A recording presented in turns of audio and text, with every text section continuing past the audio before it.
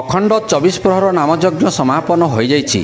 1992 ମସିହା ଠାରୁ ଆରମ୍ଭ ହୋଇ ଆଜକୁ 33 ବର୍ଷ ହେବ 24 ପ୍ରହର ଅଖଣ୍ଡ ନାମଯଜ୍ଞ ନିରନ୍ତର ଭାବେ ହେଉଥିବା ଗ୍ରାମବାସୀ କହିଥିଲେ। ସର୍ବପ୍ରଥମେ ନମିରା ଗ୍ରାମରେ ଗ୍ରାମବାସୀଙ୍କୁ ନେଇ 24 ପ୍ରହର ଅଖଣ୍ଡ ନାମଯଜ୍ଞ ଶୁଭାରମ୍ଭ କରିଥିଲେ ମୁଖ୍ୟତଃ ଜଗନ୍ନାଥ ମହାକୁଡ଼, ଉମାକାନ୍ତ ବାରିକ, ରାଜେନ୍ଦ୍ର କୁମାର ମହାକୁଡ଼, ରମେଶ ଚନ୍ଦ୍ର ବାରିକ, ରସିକ ମହାକୁଡ଼, ଅଭିମନ୍ୟୁ ମହାକୁଡ଼ ଓ ପୂର୍ଣ୍ଣଚନ୍ଦ୍ର ବାରିକଙ୍କ ପ୍ରଚେଷ୍ଟାରେ ଓ ଅନେକ ବାଧାବିଘ୍ନକୁ ସାମ୍ନା କରି ନମିରା ଗ୍ରାମରେ ଯଜ୍ଞ ଆରମ୍ଭ ହୋଇଥିଲା।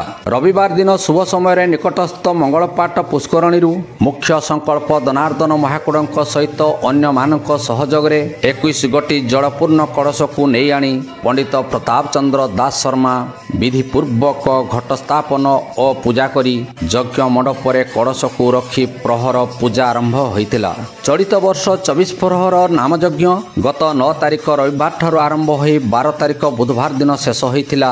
ଯଜ୍ଞରେ 6 ଗୋଟି କୀର୍ତ୍ତନ ସମାଜ ମଧ୍ୟରୁ କେନ୍ଦୁଝର ଜିଲ୍ଲାର ପଦମପୁର ଓ ରାୟଗଡ଼ା, ମୟୂରଭଞ୍ଜ ଜିଲ୍ଲାର ଦିଘାରିଆ, ବସ୍ତିଆ, ନେଦାଭାଟି, ପଟିଆ, ଶିମୁଳି ଓ ସମ୍ବଲପୁର ଜିଲ୍ଲାର ରାମ ତିଲେକ ମାଲ କୀର୍ତ୍ତନ ସମାଜ ଅଂଶଗ୍ରହଣ କରିଥିଲେ। ଚଳିତ ବର୍ଷ 24 ପ୍ରହର ନାମଯଜ୍ଞକୁ ନମିରା ଗ୍ରାମର ସମସ୍ତ ଯୁବକମାନେ ପୂର୍ଣ୍ଣ ସହଯୋଗ କରିଥିଲେ ଓ ପ୍ରତିଦିନ ଶହ ଶହ ଦର୍ଶକ ଓ ଭକ୍ତମାନେ ଅନ୍ନପ୍ରସାଦ ସେବନ କରିବା ସହିତ ହରିନାମକୁ ଶ୍ରବଣ କରି ଭକ୍ତମାନଙ୍କ ମଧ୍ୟରେ ଭକ୍ତି ଜାଗ୍ରତ ହୋଇଥିବା ଓ ବେଶ ଖୁସି ଥିଲେ। କେନ୍ଦୁଝର ଜିଲ୍ଲାରୁ ରାଜେନ୍ଦ୍ର କୁମାର ମହାକୁଡ଼ଙ୍କ ରିପୋର୍ଟ, ଅନନ୍ତ ନ୍ୟୁଜ୍।